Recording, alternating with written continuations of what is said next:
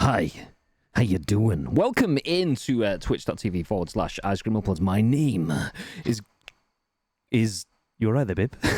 I don't know why. I just started hiccuping for no reason. What a timing that was. Nice. Well, my name is Chandapal. and I'm joined by Chandapal. Nice. No, my name is Graham. I'm joined by Hiccupy Bib. Hiccupy Bib Bib Bib. Two Shondas. Shondapal. Welcome in, Bib. I'll read. Hello, Shagger. How are you doing? I'm okay because we've been live for 7 minutes and the internet hasn't dropped out.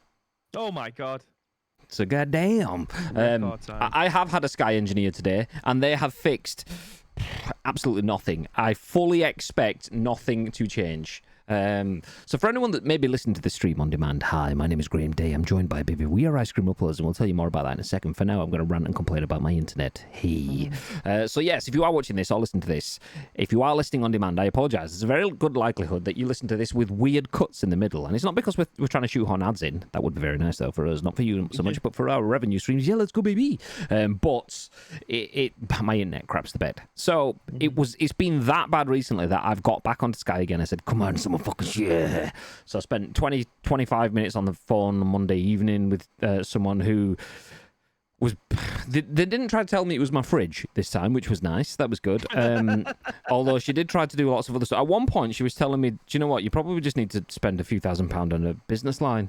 I was like, no. Not really, no. I mean, don't get me wrong. I would like a fucking mega gigabit connection, and I would happily buy that. But 79 meg is my average, is enough for most things. Like, it's shit if you're downloading or uploading, but if you're streaming and playing a video game and being on a Discord call at the same time, that 79 meg is plenty enough for that. I know we'd all like more, that's what she said, but it is. Anyway, so we got down to it. Actually, do you know what? It might be your network stability. I was like, imagine my surprise when I've been talking about my Q mesh forever. So Sky Q, for anyone that doesn't know what that is, it's basically a lot of little sky boxes that come together to be one mega box that covers everything ish. Yeah, so they sent a dude out. The dude replaced the BT socket, the phone socket on the wall, which has been replaced before, so that's going to do jack shit. He told me that I have power line adapters in, which can interfere with stuff. I was like, no shit, Sherlock. However, Drew, thank you for the bits toward the mega gigabit business line. One whole bit, let's go, baby. That's a gigabit for the gigabit. Nice. I appreciate that, Drew. So it's like, yeah, you've got power line adapters. They can cause all sorts of havoc. I was like, I know they can. A very, very, very small percentage of chance, and if people blame your power line adapters, it's usually them clutching at straws because they don't know what the problem is. But I know they can. However, the problem was so advanced that the power line adapters are there because of the problem. So even if they are making any form of problem, that's not solving the problem that you're here for. Anyway, this whopper just unplugged all my power line adapters. I have 3 power line adapters in my house, which, don't get me wrong, that could look a bit like, oh shit, because I've got one from this room, one for Chloe's room, and one for my downstairs PlayStation, because fuck playing PUBG over Wi-Fi. Ugh, there's fucking packet lost for days. Anyway, he then said, he dicked around with my little Wi-Fi booster. He moved it from, and if you're watching the stream, this is going to make a massive difference to the quality of the Wi-Fi in my house. Because if you can see these little package boxes, these are gifts that we've had from Elgato over the years. So behind that, where the blue light is where my Wi-Fi booster was, and my Wi-Fi booster has moved from there to there, just behind that house. So it's gone from there to there because this thin bit of wood could have been stopping the Wi-Fi signal from getting out. That's not how it works. So yes, okay. I've moved my Wi-Fi router from there, booster from there to there, and then he went to connect onto the main box and went, oh, actually, I can't connect to your main box. It's an old Generation 1 Sky Q box, so that's probably your problem. I was like, okay, so you've looked at the problem. He's like, I'll swap your box for you. And then he looked at his iPad again. Oh, shit, I'm here for a network call-out, not a Sky box call-out. I was like, okay. Do you not have the boxes? Yeah, I've got the boxes in the van. We do all the jobs. So the same engineers will do the network jobs and the box jobs and whatever. So nice. He's like, but because I'm here for a network job, I'm not allowed to give you a box because that's for the box job. So I'm gonna have to leave, and you're gonna have to see if it works. We all know it's not gonna work. Maybe a few days, I don't know, but it'll happen again. And then he went, yeah, I'm not allowed to do the box. You'll have to ring up and get someone else to come back out and swap the box over. So I was like, oh, for fuck's sake. So, okay. I mean, we have had the box since we were like super early adopters for SkyQ, pretty much day one, because it was ridiculously good in theory. We've got Sky across all the house. We've got all these little boxes that increase the Wi-Fi, and it was cheaper because of all the add-ons that we had. No.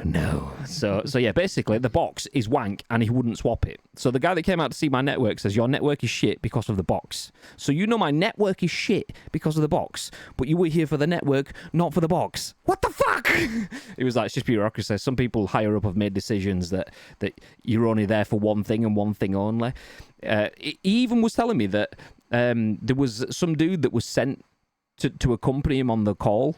Basically like some watching fucking voyeuristic supervisor dude that does nothing, isn't allowed to touch anything, just stands there and watches him work. And this guy turned up about 15 minutes after him in his own separate van and didn't even bother coming into the house. He just sat there in the van outside while this guy did all the shit and fucked off. And then he fucked off as well. It's like, what the fuck? So you sent two people to not do the job? What the fuck? So, standard practice from Sky right there. So yeah, exclamation mark Sky definitely remains in this channel for now.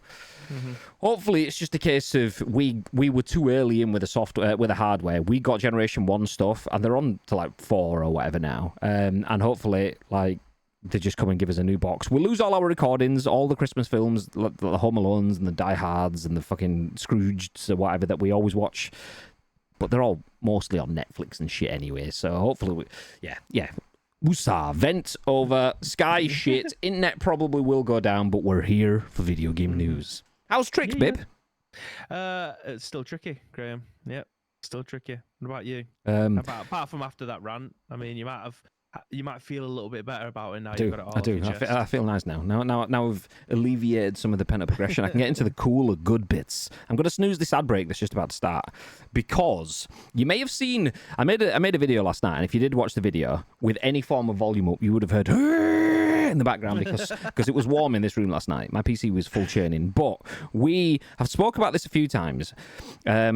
We have a PUBG clan. If you don't know what that is, it's basically you and all your mates can make a super mega group in game. Do you know like the stuff you used to do when you were kids and you had a gang or a crew or fucking whatever it was? It's that posse. Yeah, exactly. So we were basically the insane clown posse, but not as cool, just clowns. So no, we made clan ICU in PUBG and we made a little clan emblem and it was cool. And then we thought, you know what, actually, it'd be cool to make that emblem, that medal, into an actual medal for people that have joined the clan, people that have supported us. And we spoke about it, we joked about it, but then I thought, you know, I'm going to see what we can actually do. But, oh, fuck, I've lost it. I held it up and it fell out. Let me try that again. There you go. So there is the clan emblem, which is a nice little die-cast medal. We've got a bunch of these made up, so the people that are in the clan already will already have secured one of these. Mm-hmm. We do have a few extra, so if anyone is undecided and wants to jump in the clan, hey, how you doing? We might send a few out to friends of ICU. We'll see, but if anyone goes, you know what, fuck this, yeah, I'm going to leave and jump in the clan and then gets one and then jumps out, you are shitlisting yourself for life, mate. So fucking beware, yeah. Also, because we do have goths in our clan, if you have 2 accounts in the clan, you want to get one. Nietzsche messaged me straight away with the word Shan, which I think was him trying to type the word clan. It was a bit strange, but there you go. No, the Shan is it's basically piss take. Fuck. It was obviously bantering, but yeah. So it was basically him. I mean, Mr. Phelps, Hulkamania is in there twice as well, but it was basically just didn't want to give Nietzsche to. You know what he's like. He'd be weighing that in, and how much can I get for that? So yeah. Nietzsche has just texted me, by the way, saying that can I boost my mic my side? Have you got the ability to be able to boost me through Discord, or do you want me to go and turn the gain up? You are 200% volume for me. Okay. Let me actually. Whoop, whoop.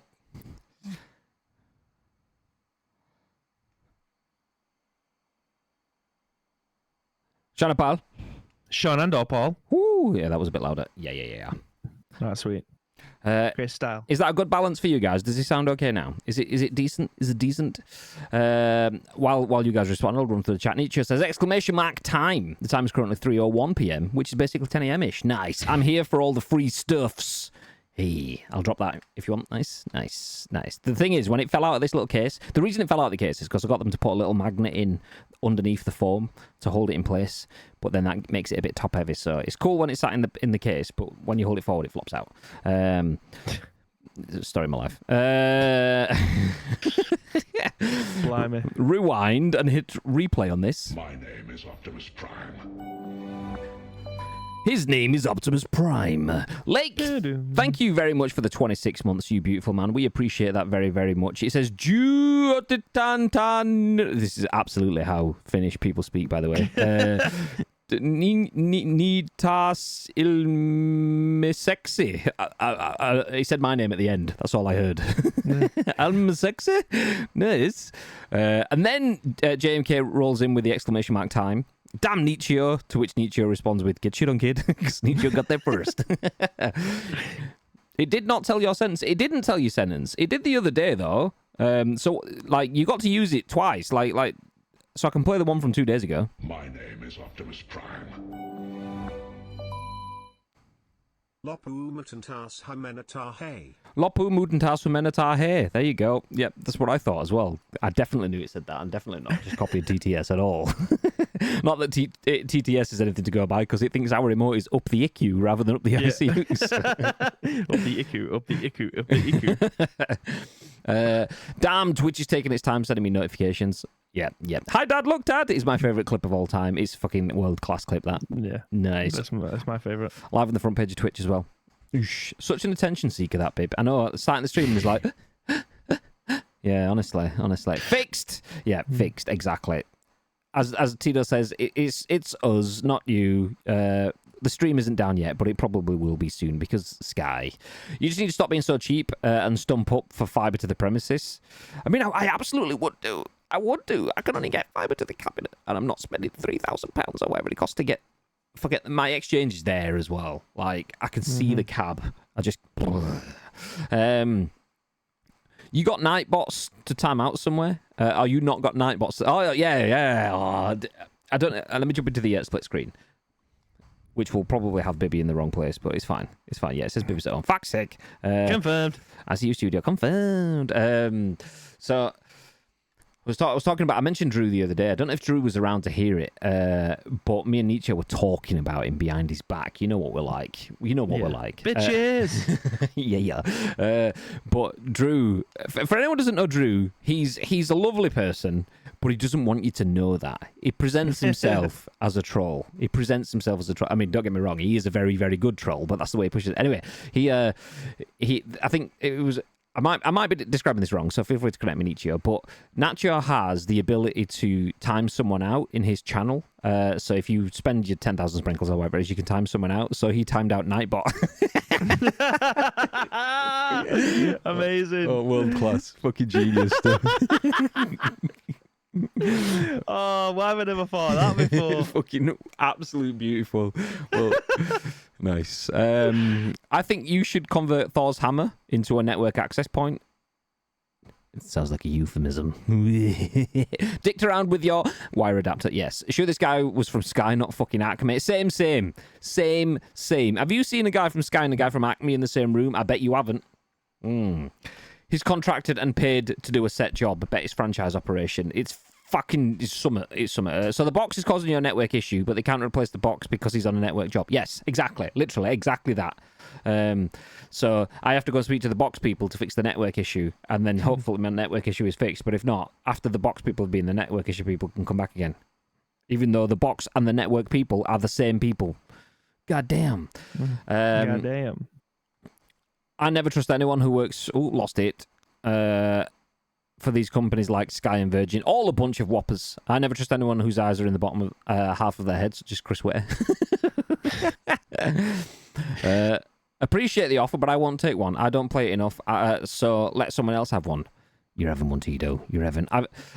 Full disclosure, there is 24 people in the clan, and to make sure we had enough, I ordered 50. So there's enough for you, Tito. There's enough for you, Tito. Absolutely. Yeah.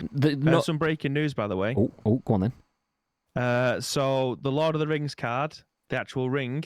Yep. Has it been found? It had been found, like someone claimed it, but anonymously, like 4 or 5 days after it went live. So they wanted to get it graded. So rather than them putting it in the post and getting it degraded, because obviously let me just stop you for just a second. For anyone that doesn't know, Magic the Gathering, I believe it was, have a Lord of the Rings crossover, and there is literally one version of the one true ring from Lord of the Rings, which naturally. Very, very in-demand game, and a supremely in-demand card worth, like, people were projecting it was worth millions. I've not seen where it's gone from there. Anyway, back into Bib. Go on. Yeah, so the card is actually worth 2 million. It's the only single card, obviously, as Graham alluded to, in existence. Someone found it, and they drove to the grading center themselves so that they didn't have to post the card in the post might end up damaging it because, post itself. So yeah, they've got the card. They remained anonymous until they went to a meet and greet with their favorite music artist, and the music artist paid the 2 million to now have the card. That music artist is Post Malone. Really? So he's the one true holder of the card of the ring. Wow. Imagine a bit of Post Malone is fucking Sauron. Yeah, but he is. The thing is, Post is cool as fuck, though, isn't it? Like, he is that kind of guy that would do that kind of shit anyway. So yeah, he is the one true holder of the ring now. The thing is, as well, it now has celebrity endorsement in it, so that too is worth 10 now. So genius from Post Malone, genius. Absolutely. Fuck! Imagine just opening up a pack of cards and having 2 million just sat there. Yeah. Well, when we first started to cover the story, or when we first started discussing it in the office, it was only worth it was worth 250 grand. And then as it got closer to launch, then money just started to tickle up because the other billionaire, millionaire celebrities were all bidding to try and get hold of it, saying, if anyone finds it, I will give you 750,000. If anyone finds it, I'll give you 850,000. There was like XQC like opening thousands of pounds worth of packs on Twitch as well, so that would have added to it. Like, all the gaming crowd are going, if XQC says it, then we'll have some of it as well. So sheesh. Fuckers. I was hoping like it was gonna be, like Granville from Grimsby. Played it forever, and he's got it, and he's just got it on his shelf at home, kind of thing. Keeping it. Yeah. But for all intents and purposes, it was until someone thought, do you know what? I'm going to cash in. But the fact that they obviously had it valued anonymously, so it's worth 2 million. I mean, it's worth 2 million. You don't have 2 million right there in cash, and that's obviously what he's got now. There's no way. I'm not being funny, right? But if I won the Euro Millions and I had 150 million, you might see me disappear, but you would never know that I've won the lottery. There is no fucking way I am telling people. I wouldn't even tell 90% of my family that I'm a millionaire. I mean, you literally drive around in 2 Lambos, so people wouldn't notice the difference. Like, would you tell everyone in your family that you're a millionaire? Me and Danielle were having this conversation the other week because do you know when you play the Euro Millions or something out of the blue, and then you already in your head have won? Obviously, you might get £3 if you look at it. We had this conversation the other day, and I was like, do you know what? Possibly, like, but only to like weed out the wrong uns in terms of like my family. The ones that need stuff from me or ask stuff from me or do stuff for me, I speak to all the time. And then there's a lot more that I don't. So if I 150 million and someone's suddenly like, oh, it's your great Aunt Steve. No, because we've all got an Aunt Steve. I've not seen you for 76 years, but I just thought I'd reach out. I'd be like, okay, bye. You're not reaching out to me, you're reaching out to my wallet. No, fuck you. There's no place for that. I would happily use that as bait to tell people to fuck off, blood or not. It'd be a security issue for me. Like, I don't think I'd ever be settled knowing that I've got, like, even if I was to stay where I am living now and I still had all that money, I would not feel safe knowing that people know that I have that amount of money. I just feel like I had a massive target being put on my head. I'd have to move abroad. Yeah, I would and have to be someone. I wouldn't move have to abroad, be meet abroad. but I would stay local because obviously life is good here. But if you had 150 million people fucking go after footballers who already have fucking all sorts of security stuff. If I had 150 million, all it takes is some dickhead to come run into your house at night with a fucking sawn off, and then they can leave with 30 grand worth of shit. Because if you've got 150 million, 30 grand is pocket change. So that could be a few nice bags and a couple of bracelets and some jewelry for the missus and something that Chloe's got and whatever, just scattered around. They'll do that in one go, but they're not asked if they're scaring the shit out of you and traumatizing you for the rest of your life just to take that. So if I had that much money, I'd definitely have to invest in a new property for security's sake.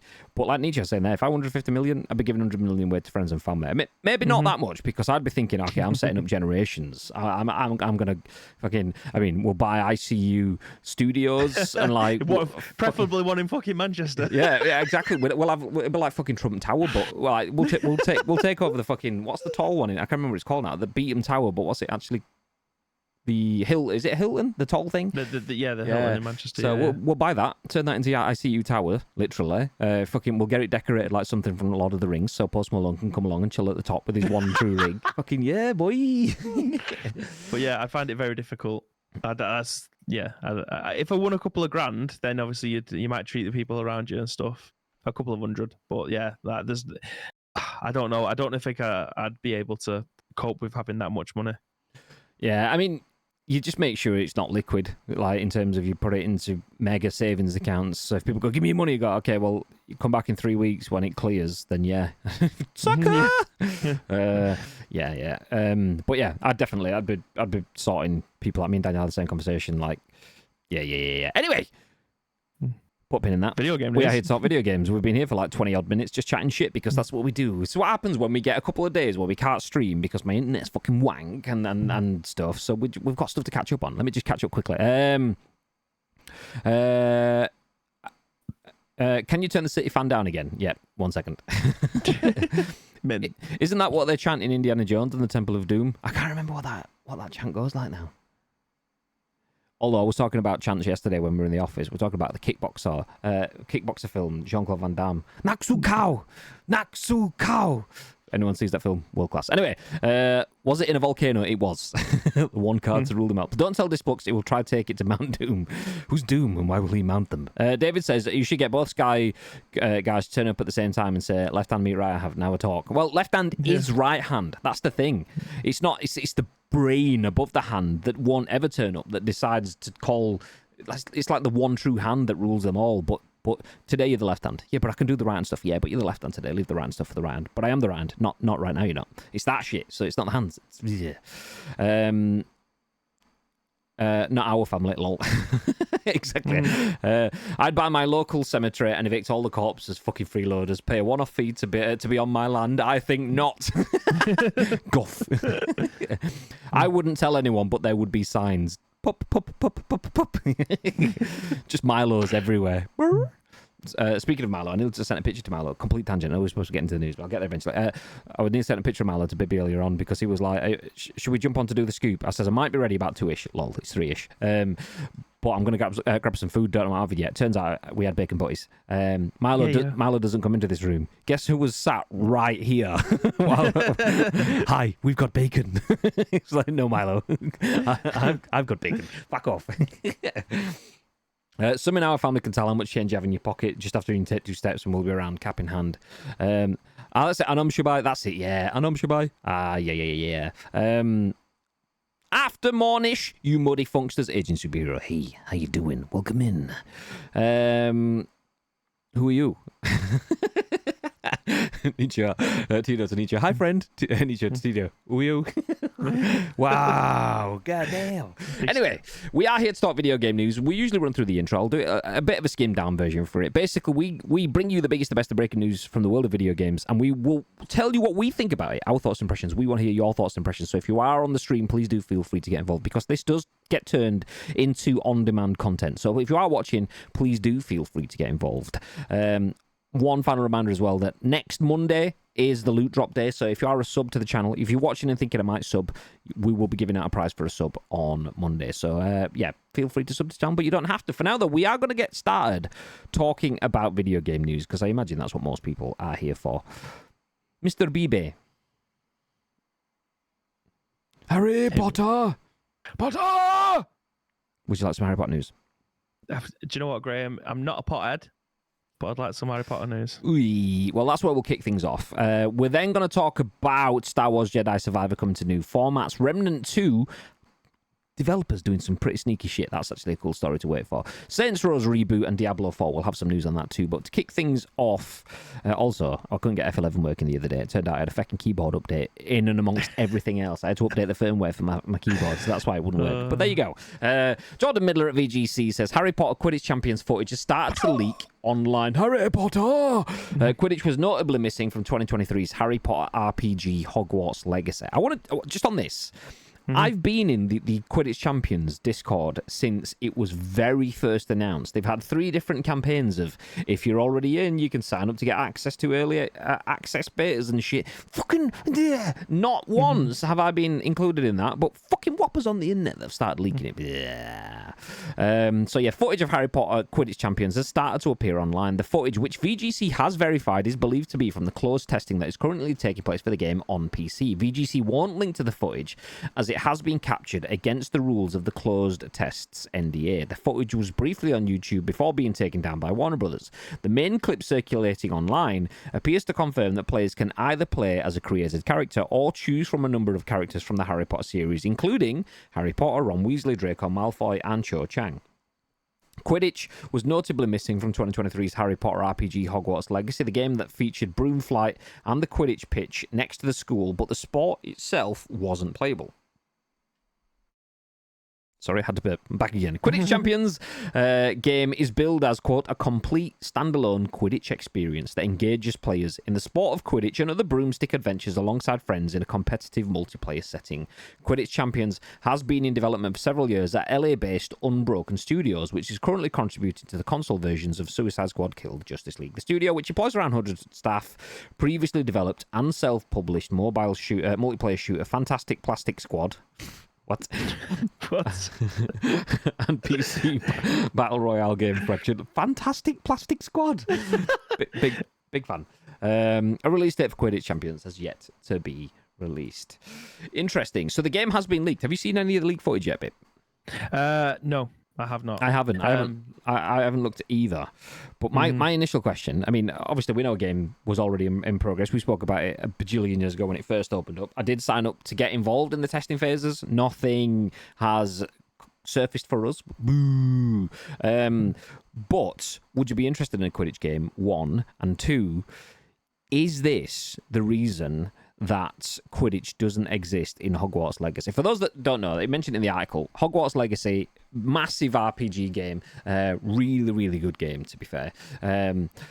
Controversy aside, really, really good game. But one of the things that was kind of early teased was Quidditch, and then all of a sudden they confirmed, oh, fuck, we haven't got Quidditch at all. Is that because, 1, they can't develop that sort of shit? It's difficult for the physics. Anyone that makes any sort of sport game realizes how difficult it is. Or 2, is it because it will either be much better than or nowhere near as good as Quidditch Champions, which either way causes problems? So 2 layers of questions there. Pick away at whatever you feel, Bib.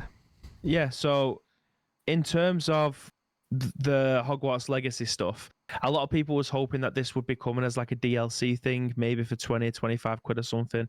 Because as you said, it was extremely noticeable that it wasn't going to be there. It was just based around being in and around the Harry Potter world without Quidditch. I don't think that they would have ever thought about providing that as a DLC package when they know that they can sell this as a standalone game for 50 quid, maybe a little bit more, depending on what kind of budget game it is that we're going to be getting, whether or not it's AAA or it is just going to be a budget title. So I think that kind of gives us an idea that this is probably going to be something a little bit bigger, have maybe some campaign stuff in it. I don't think it's going to be primarily a multiplayer game, albeit it will have multiplayer elements to it. But as someone, again, who hasn't really got a dog in this fight, who hasn't got the Harry Potter vibe, it's kind of difficult for me to comment on it because I haven't played Hogwarts Legacy and I don't really know what Quidditch entails. I know there's various types of balls, different hoops being different points and stuff. So the mechanics of the game, I think, is where this game's going to live and die by. So I'll be interested to see what kind of game it's going to be and how well it actually works, as to whether or not you can team up with like 4 or 5 other people. I don't know how many people are on a Quidditch team, but if it's 5v5 or something and you get 4 of your mates to play the other positions or whatever, like I think it'll do reasonably well. I think it might be a niche product, though. I don't know whether or not it's something that they could probably get away with selling for 50, 60 quid and it be a success. However, I know the Harry Potter fandom is insanely big, so they might be able to get away with it. But from the outside looking in, I think this probably screams as like a 30 to 40 pound title to try and get it over the line and make some money back from it, despite it obviously being around the Harry Potter universe and Quidditch itself. Yeah, I mean, it's an interesting one. So I don't know if this is going to be a multiplayer game. I don't know whether it's going to be a single player game. For me, if you don't know what Quidditch is, imagine football / rugby, but on brooms on an oval shaped pitch, and there's 3 goals at the end, which are circles, and you've got to throw the ball through it. Job's good. That's the gist of it. So the idea of that fucking is amazing for me, because I've never really been a Final Fantasy player, apart from Final Fantasy X, which had a game called Blitzball, which is fucking Quidditch. It's pretty much the same thing, but one's underwater and one's on broomsticks. But because you're underwater, you can fly like you can on broomsticks. So same. And Blitzball was one of my favourite like side games. I don't feel like this needs to be a standalone game. I would have much rather have seen this put inside a bigger overall game. And I feel like this is almost like a lack of imagination from Warner Brothers in that sort of sense. Oh, Quidditch would be really cool. We can sell that. What, are you going to release it every year? Like FIFA? Like Quidditch 2 or 2K games kind of thing? 2K Quidditch 25 or whatever. Fucking, like, the game is the game. So having that within a larger game, I think, like, is the better plan for me. Like, an RPG like Hogwarts Legacy has the potential to be a huge game. Add expansions to that, give people more to play. So go down that expansion route and go down the idea of you have mini games in games like Grand Theft Auto Online. Bringing Quidditch inside that is the best fit for me. Licensing it out to this LA based studio, I think, well, let's see if was it an LA studio. Let me see if I can find it. Balls. It was Unbroken Studios, that's the one. Unbroken Studios is developing it. So licensing it out to Unbroken Studios, fair dues, but get them to develop it and work in partnership with the WB teams. I can't remember the name of the developers that made Hogwarts Legacy. But either way. Avalanche? That's it, Avalanche, yeah. So get them to work with Avalanche. They develop it and plug it in, make it work. Jobs are good. And like Quidditch Pro Clubs, exactly. Imagine that. Yeah. Teams of 5. That's what I was getting at. That's the kind of vibe that I was getting at. But I don't know what the multiplayer metric's going to look like for it. It could be absolutely toilet and just be so bottom level. Do you know what I mean? Like, it's just going to be an exhibition match where you control 5 of the players on the team. I can't see it being as in depth as something like Pro Clubs, albeit there's definitely a caveat for someone to go, but Pro Clubs isn't that in depth, though. It's the same thing it was 4 years ago. I don't understand why you're paying so much money for it. But yeah, I can't imagine it having those kind of efforts in the game, shall we say? Yeah, I mean, I'd like to see it. I'd like to see it be full Pro Clubs, cross-platform, cross-gen, all that sort of stuff. And Knockout City, but in a Harry Potter world. Effectively that. Knockout City came out multi-format, multi-platform, really easy to play, and just a self-contained little bit of fun. And that's what I kind of want to see from this. If it's not going to be embedded in a bigger game, make it something fun like that. So yeah, I would very, very much like to see some of this. Just can't right now. And I thought I'll just do a little bit of a look, see if I can find the content. But even the content's been scrubbed from Twitter. So if anyone does see the leaked gameplay, do feel free to at Graham_Day on Twitter so I can see it too. But yeah, it's probably out there somewhere. The only things that I've seen though are just the call for people to sign up. If you haven't seen it before, Fortnite style character design, but in a Harry Potter world, is the way that they've gone for in the initial announcement trailer. So Fortnite design with Harry Potter world with Blitzball-esque gameplay. I'll take that. That's a nice, fun, cool little bit of a distraction game that might tick over and you can keep coming back to. Yes, please. Yes, please. It's not going to be a long haul. It's not going to be a long burner, and it's not going to be something that you're going to spend a lot of your time in. But if you can come back to it, job's good. Which is a shame because, I mean, you could spend a lot of time in it if that was something as a side quest or a side mission within Hogwarts Legacy, but it is what it is. If anyone hasn't played Hogwarts Legacy, the way they get around it is someone died in a Quidditch match last season, so this season they've cancelled it. It might be back soon. It's there. It exists. They're just not playing it right now. And it's like, okay, great, yeah. Chaos Right Zero. Hey, how you doing, white darling? Are you seeing any other recommendations for front page content and choosing us instead? Nice. Just went to grab a flavoured ice stick. What have I missed? Okay, Bib. What? I've just heard an ice skit. Oh. That's him setting up a question. If you got a tube of plastic packaging, that was filled full of, I don't know, raspberry, blueberry, cola flavoured ice, and they used to cost about 10-20p, whatever. What would you call Mr. that? Freeze. Yeah.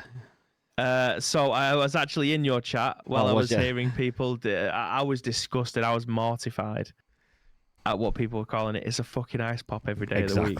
Exactly. It's an ice pop. I've heard them all. You're all despicable people. I'm not having it. Fucking ice pole. What the fuck? An ice pole. Like, that's the worst thing I've ever heard. A fucking ice pole. Did you admit my conversation about like if you've got an ice lolly, you get like a Solero on a stick kind of thing, and that's an ice lolly. Unless you're from Liverpool, then it's a lolly ice. That's so backwards. What? What? We need to start weeding these people out. Where did you pick them up from the market, Super? God. How did you get there? Did you drive up in your Martin Aston? Did you just fucking pick which words you pick fucking front and back? What the fuck? Did you put it in your bag carrier? Fucking hell. God. All right, settle down. Hey, Jenkins. All right, darling. Hello. If they knew it was going to be a separate game from the start, I don't think they would have had it in Legacy in case it had to be too altered and watered down for the Quidditch standalone game. Like Mario Kart was meant to be a level in Super Mario Bros. 3, but was very different from the standalone Mario Kart. I don't believe it will have been meant to be there. I believe Warner Brothers had... So Avalanche, unless I could be wrong, they may be owned by Warner Brothers, I don't know. But Avalanche is a developer. Warner Brothers is a producer, so they've effectively licensed that to them. If it is owned by Warner Brothers, that still follows the same sort of path. Calm down, Day Graham. Fuck's sake. Uploads ice cream. Exactly.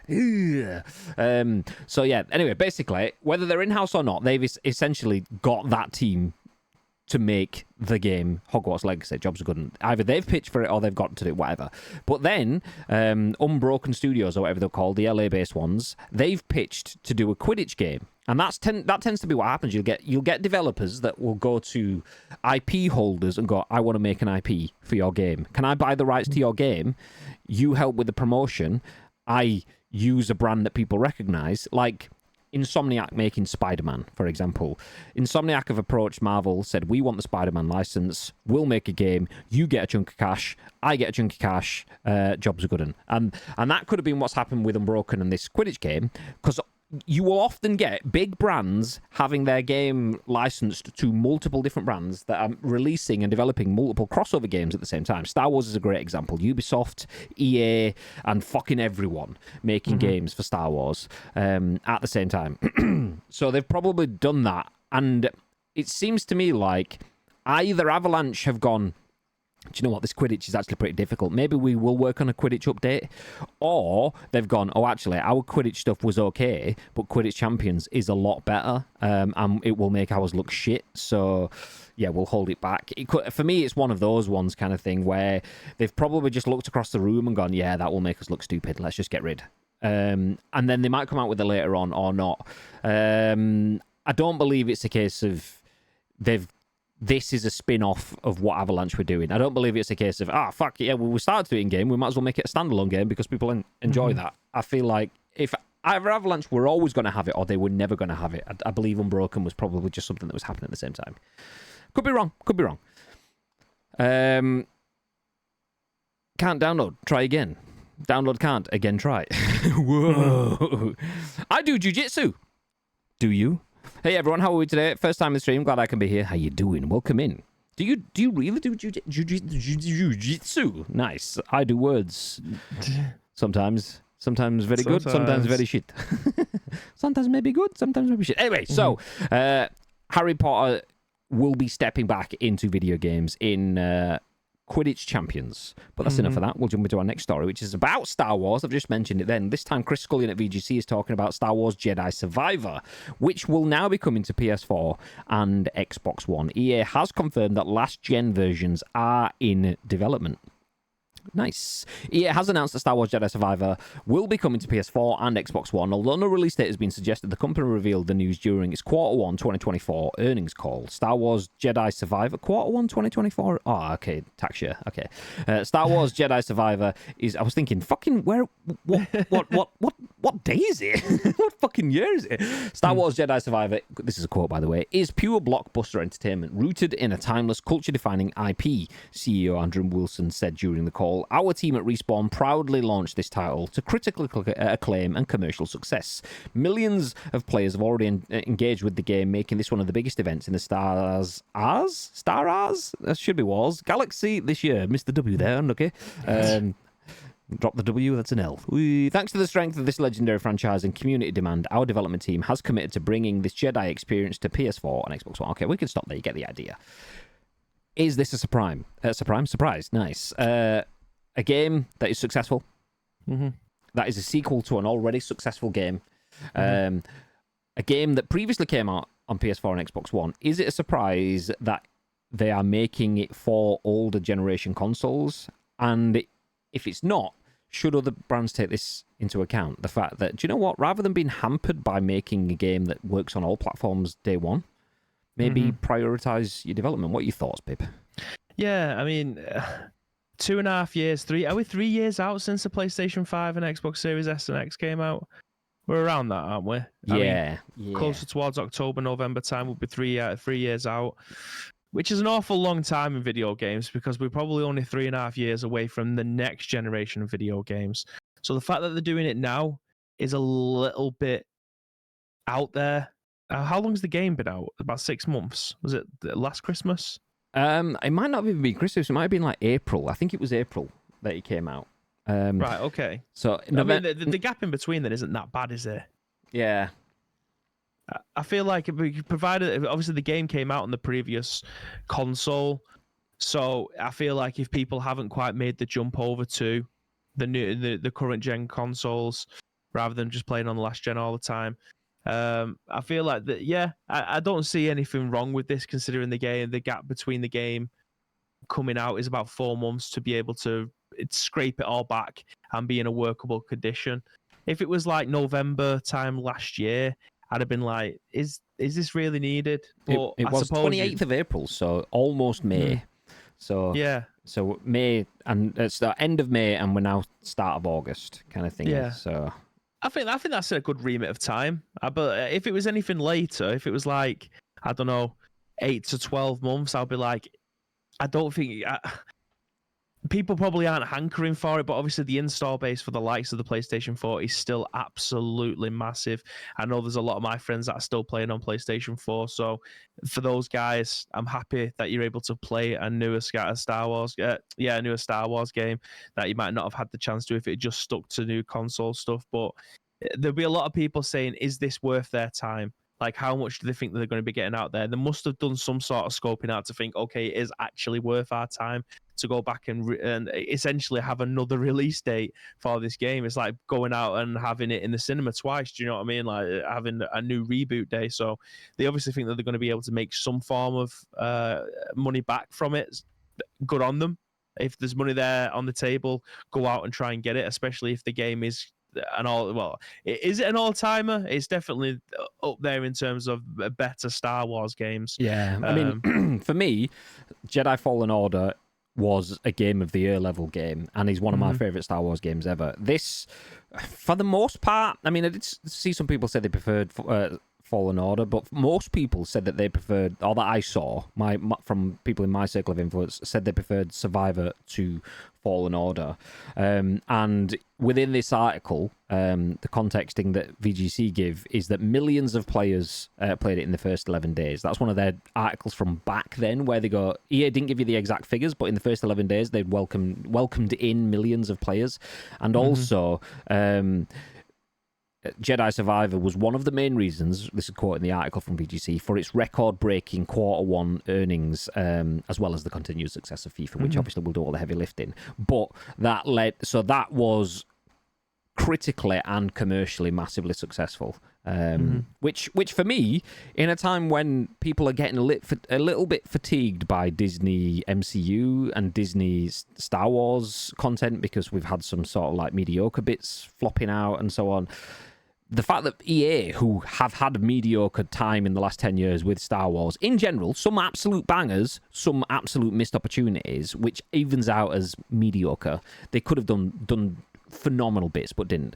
So that, for me, says it's not just the strength of the IP, but the strength of that game in particular. I mean, there was already conversations within 2 weeks after its launch that they were starting to go, well, we always wanted to kind of make a trilogy of games.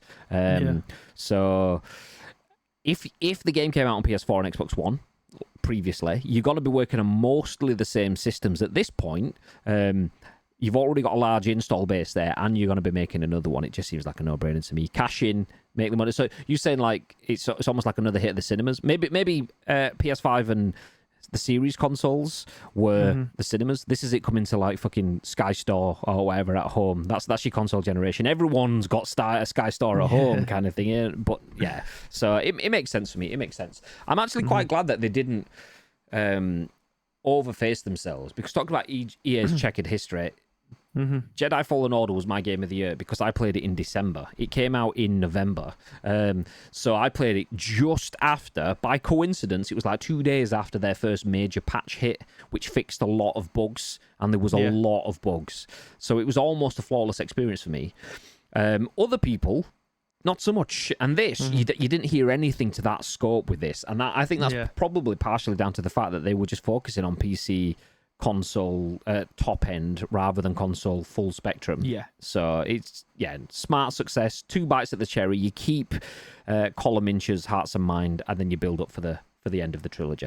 Make it for the new shiny first, and then you can go after the loose change that's still left on the table later on. It's a very good idea, and the fact that they've been able to do it over the 4.5 months or so, that's brilliant. Yeah.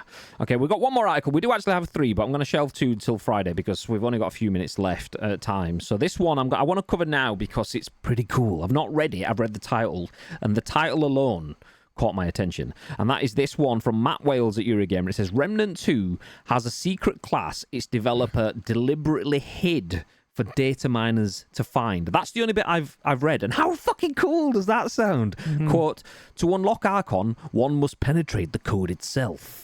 So Remnant 2 is doing all right for itself. Not only has the Souls-esque procedural shooter secured some extremely positive reviews, it's also selling well too. And amid all the general positivity around its release, there's a bit more fun news courtesy of a whole new secret class that developer Gunfire Games squirreled away for data miners to find. The class, or archetype as Remnant 2 would have it, in question is known as the Archon and requires players to go through an extremely convoluted set of steps to unlock, ranging from activating skills on specific archetypes at certain levels to equipping a whole lot of gear before hefting the everything over to a very particular place. The everything? Okay, nice. Anyway, the requirements then are not the kind of thing anyone is really ever likely to stumble across by accident, with Gunfire Games instead having designed the Archon class to be something that could only realistically be uncovered by data miners. And the developer wasn't shy about that fact either, with Remnant 2's principal designer, Ben Cuerton, kicking off the hunt for the Archon with a cryptic clue shared via a tweet. Quote, to unlock the Archon, he wrote, one must penetrate the code itself. End quote. Cuerton then made the challenge rather more explicit by adding, quote, we knew we couldn't stop data mining. So we leaned into it and created an entire archetype that could be shared with the community once revealed by those with the ability to see between worlds. Okay, we'll stop there. There's a lot more context and stuff around that. We don't necessarily need to go through that. You can check out the article over at Eurogamer by Matt Wales. But how cool is that? I love it when you see shit like that. People that know people are going to read between the lines. People are going to pull back the curtain. They're going to fucking waft away the smoke and mirrors so that they can see what you're actually doing or what you're not supposed to be doing. So to put it in the places that can't be seen, it's fucking. I love shit like that because that might. Yeah. I mean, don't get me wrong. There's also. It's a little bit disappointing that to unlock the Archon, one must penetrate the code itself. That's a cool sentence. It's almost like fuck. Nobody got what that meant. So he then goes, lads, there's another Archon in the code. Have a look. That's what I meant. Go fucking data mining and stuff. I'd like it if they didn't even do that message itself and people found it. And even if they could sit and wait on that for 12, 24, fucking. However many months, 6 years down the line, 7, 10 years, and people go, fuck, did you realise that this character was there all along? Sheesh. I love those sort of stories where you find something out 10 years, 15, 20 years after. But yeah, beautiful. Thoughts, babe? Yeah, it's the classic Easter egg, innit? If people want to go find and like I say, they can't stop them from doing it, so they're going to end up doing it anyway. And then if they find a nice little thing in there for them to be able to go, oh my god, like they've done this on purpose, they've left this there for us, like amazing. I love that stuff. There was it a John Romero game way back when? It might have, was it? I can't remember which one it was, but if you went through a certain passage, it was his head on a stick, and I can't remember what game it was. John Romero head. Let me. I mean, hey, be careful. Romero head on a stick. But it's just that obviously people didn't. Oh, it was in a Doom game. Yeah, Doom 2, Map 30, Icon of Sin. Apparently, I've just Googled it. I don't know what that is, but there you go. Romero's head, the Doom Wiki. There you go. So that was a nice little Easter egg for people. Like, I love stuff like that. Like, stuff that, okay, you've got the very linear path for you to be able to go down, but if you take your third right and then you keep clicking on the wall 50 times, a door might open and then there is a hidden room. Like, I love that stuff because people will find it. It's on stream now if you're watching this on demand. By the way, there you go. That is John Romero's head on a stick in Doom. There you go. Nice. Yeah, I love that sort of stuff. Yeah, big fan. There was one not too long ago, probably in the last year, maybe 2 years at a push, where someone found something that was hidden in a video game for like 20 years. Love that sort of stuff. I mean, don't get me wrong, making video games 20 years ago wasn't as big money as it is now. So the resources put into creating that Archon would have been severe compared to what it would have been. Just been one developer dicking around back then. Like, I'll put this in, this will be cool. Nice. Like, the one that always comes to mind is NBA Jam. The fact that one of the developers was a fan of one of the teams, so you play like Chicago Bulls or whatever, and when it gets to overtime, they can't score 3-pointers or something like that. That one of the developers put that Easter egg in the game because he was a fan. Imagine having that level of control and bias into a game. And pettiness. Yeah, exactly. But like now, it's not just one developer, it's a team of hundreds of developers and artists and so on that put all that sort of stuff. So putting that much detail into it, you can't just let it pass. So I said it would have been nice if we didn't get someone explaining it on social media. But it's part of your strategy to have it announced and revealed, and there's probably follow-up content that's waiting for that. So you have schedules. So that's part of the reason why they've probably pushed it. But even still, the idea that they know data mining exists and they're working with data miners rather than just pretending that they don't exist, and then when your news comes out 6 days before you want it to, going, oh no, this is all bullshit. What they're doing is working it into their plans, and it's that level of switched on, understanding the industry sort of approach that just resonates with me. Yes, please. Yeah. All day. Absolutely. Tito says, quit your jibber jabber then. Okay, sorry, mate. I love Rockstar for their numerous Easter eggs in the GTA games, says JMK. Do you know the one that always, like, it's not the most exciting one, but the one that always comes back to me when talking about Rockstar Easter eggs is when you go up onto the top of one of the bridges. It was like GTA San Andreas or whatever. You'd get the jetpack and you could fly up to the top of the skyscrapers and things like that. You could fly up to the top of one of the bridges and there was a plaque that just said, It was an Easter egg, and the plaque said, "There's no Easter eggs up here," and it was just like I was like, "Oh, that's pretty clever because it's an Easter egg." They said there's no Easter eggs, so like 15-year-old me was like, "That's pretty cool, like that, mate." So yeah, big fan. COD Zombies always had lots of Easter eggs. Yeah. I'm still waiting for Metal Gear Easter eggs to come out. Knowing Kojima, there's got to be stuff in there. We will see. Do you know? I wouldn't be surprised, if there was tons of things hidden away in the code that Kojima and a couple of select employees from old school Kojima Productions know he's sat in there and he's waiting for like the 50th anniversary to go, oh, by the way, the original Metal Gear game on MSX actually has this, and if you press this, blah, blah, blah, and it mentions Death Stranding, you'd be like, what the fuck? He knew all along? Whoa. Yeah. The Easter Bunny has lots of Easter eggs. That's true. And on that bombshell, we're going to wrap things up. We do have other stories about Saints Row and Diablo, which will get shelved until the next episode, which is most likely to be on Friday because it's time for us to wrap things up. We appreciate you dropping in, though, and we appreciate the internet for not crapping out. Ooh, let's go, baby. So, yeah, please do feel free to join us tonight. I'll be back on this channel in about 2.5 hours for some Chasing Crates with Mates. I haven't actually spoken to the boys. Busy old week. I assume, Nietzsche, you're here. Are you playing? I'm assuming you're playing. Nice. Great. Lotus, I will check. Lotus has a lot on his plate at the moment, so we've not actually had too much time with Lotus, but hopefully you can jump in, if only for a couple of hours at least. But we never know. If not, we can invite more of the homies in. So yeah, Chasing Crates with Mates from about 6:30 tonight. And then probably no content tomorrow. And then maybe a double header on Friday. We might have a scoop in the day and then maybe some Bibby fun times Friday evening because, football weekend and stuff. But before any of that happens, is there what else you'd like to add, Mr. Bib? Yeah, you guys should know the score by now. Hit us up with your news and your thoughts and impressions either on Discord or any of our social media accounts, which will probably be listed in the chat for you now. Spiral Alert is at Ice Cream Worlds across all major social media platforms. But alternatively, get involved with our Discord. There is an area in there called the Scoop, but all we need from you is a URL plus your thoughts and impressions. We will then give you our thoughts and impressions on the very next show, which will be, as you've already covered, at what time on Friday, Mr. Graham Day? No idea, mate. Sometime at 10. Yeah, probably. Could be PM. I don't know, 10 a.m. Yes. I mean, it's going to be like 9 a.m., right? No. Okay, fucking... maybe Confirmed. Maybe 10 a.m.? No. Later than 10 a.m.? Yes. Okay, probably. Nice. Let's go. So we will see you 10 a.m.-ish on Friday for the next episode. For now, though, stick around. We're going to drop a raid on one of our friends to pass on a little bit of love. Until 2.5 hours-ish time, though, have yourself a lovely evening. Tea time. Get yourself some burgers, some chips, glass of milk, whatever you want. It's up to you. But stay frosty.